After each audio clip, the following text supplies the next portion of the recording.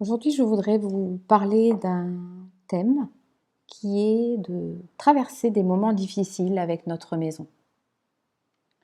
Ce thème-là, il est souvent pas beaucoup abordé parce que la maison est considérée comme un endroit neutre. On y vit des choses et notre maison, elle, est parallèle à nos vies, dans la perception que l'on a souvent de la maison. Alors, il peut y avoir deux choses quand je parle de traverser des moments difficiles avec notre maison. Il peut y avoir le fait de faire des travaux, faire des transformations dans son habitat et être confronté à la difficulté de ces travaux, de cette transformation. Et puis, il y a vivre des moments difficiles dans notre habitat.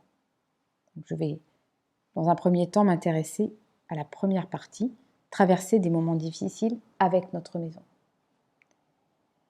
Quand on réalise des travaux, des petits travaux, des gros travaux, quelle que soit la dimension que l'on va apporter à ces travaux, il y a souvent, par reflet, comment on fait subir, ce qu'on fait subir à notre espace de vie est un peu faire subir quelque chose à notre intimité et à au cœur de ce que l'on est.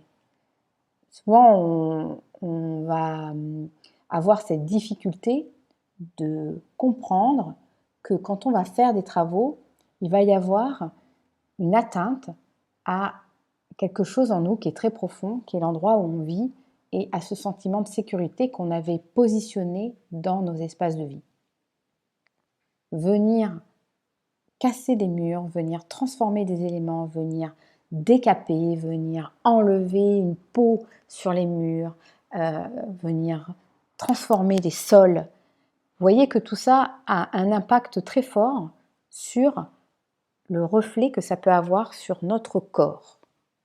Si on considère que la maison est une partie de notre corps, une partie de nous, venir faire des travaux, venir enlever certaines choses avant de l'embellir, on l'espère tous, quand on est dans cette idée de transformation de la maison, fait appel à quelque chose en nous de très profond et de très sensible. Et cette sensibilité va être mise à nu, comme va l'être notre maison. Il va y avoir un lien entre mettre notre maison à nu pour la retransformer, pour la remettre belle, je vais dire ça comme ça, et se mettre à nu nous aussi. Puisque l'intimité de notre maison est la sécurité de nos vies. Donc, on va venir toucher à ce sentiment-là quand on va faire des travaux, de la rénovation. Beaucoup de personnes n'ont pas cette notion-là quand ils vont aborder la transformation. Ils vont se projeter, heureusement, dans le moment final.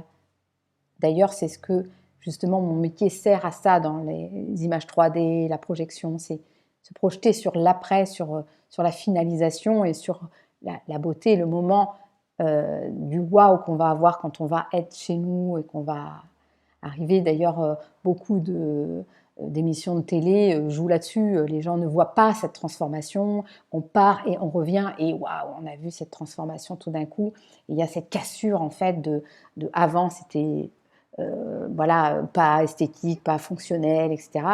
On s'en va et on revient et waouh. Et qu'est-ce que ça veut dire aussi de nous? Ça veut dire qu'on ne traverse pas ce moment de dépouillement, de transformation. Moi, je trouve que c'est ça qui est intéressant quand on s'engage dans de la rénovation, à faire comprendre et à faire émerger le questionnement de ce que ça représente dans nos vies intérieures et aussi dans notre corps. Donc ça, c'est des choses qui sont aussi à questionner quand on va faire des travaux, prendre en considération qu'il va y avoir une part de nous qui va être un peu fragile, qui va se mettre à nu, qui va se dépouiller et qui donc va faire émerger peut-être des peurs, peut-être des sentiments d'inconfort, peut-être du stress bien sûr, de l'anxiété. Parce que les artisans qui vont venir, et souvent votre maître d'œuvre aussi qui va venir vous aider à mettre en place ça, ou vous-même, il va vous accompagner ou vous, si vous êtes seul à accompagner les artisans dans la transformation, ben vous allez traverser ça intérieurement. Donc il va y avoir cette traversée, et je pense que c'est important de la conscientiser en amont, ou si vous êtes déjà dans les travaux, quand vous écoutez ce message, eh bien de comprendre par quoi vous êtes en train de traverser. Et puis bien sûr, pour finir sur ce message, il y a aussi traverser des moments difficiles et se sentir soutenu par notre environnement, parce que quand on vit des moments difficiles dans notre vie, comme tout un chacun, on a besoin de moments de se ressourcer, de calme, de silence, d'apaisement.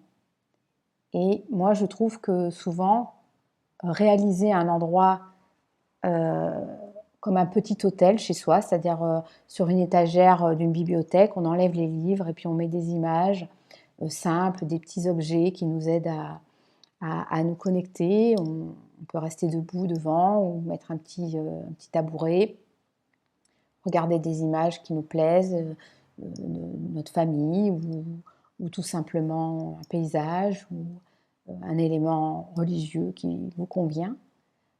Et faire un endroit où on sait qu'on peut se recueillir et essayer de s'apaiser dans ces moments-là.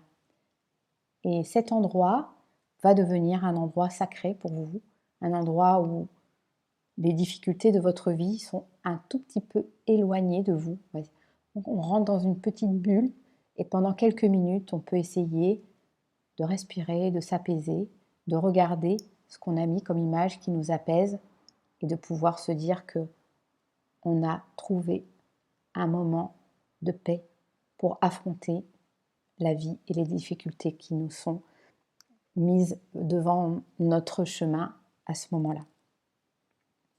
Voilà, c'était un petit message supplémentaire que je trouvais important de dire. Je vous remercie de m'avoir écouté et je vous dis à très bientôt.